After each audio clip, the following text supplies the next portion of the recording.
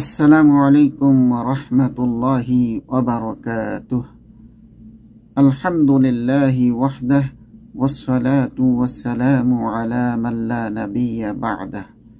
সমস্ত প্রশংসা মহান আল্লাহ তাআলার জন্য, যিনি একক, এবং দুরূদ ও সালাম বর্ষিত হোক মহানবী সাল্লাল্লাহু আলাইহি ওয়াসাল্লামের প্রতি, যার পরে আর কোনো নবী আসবে না।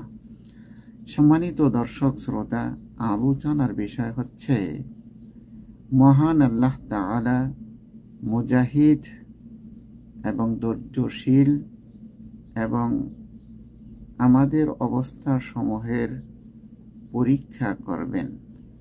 মহান আল্লাহ তাআলা বলেন, ওয়ালানাবলুওয়ান্নাকুম হাত্তা না'লামাল মুজাহিদিনা মিনকুম ওয়াস-সাবিরিন ওয়ানাবলুয়া আখবারাকুম। আমি অবশ্যই তোমাদেরকে পরীক্ষা করব, যতক্ষণ না আমি অবগত হই তোমাদের মধ্যে কে জিহাদকারী ও ধৈর্যশীল, এবং আমি তোমাদের অবস্থা সমূহেরও পরীক্ষা করি। সূরা মুহাম্মদ আয়াত 31।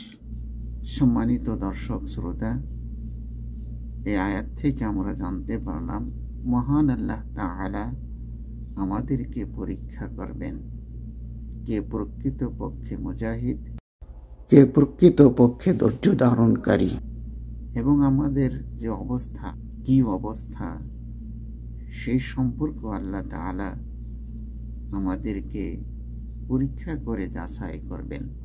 সুতরাং আমাদেরকে সর্ব অবস্থায় ধৈর্য ধারণ করতে হবে। আমি আপনি যে কোনো কাজই করি না কেন, কাজের মধ্যে যেন ইখলাস থাকে, একমাত্র আল্লাহ তাআলার জন্যই যেন করা হয়।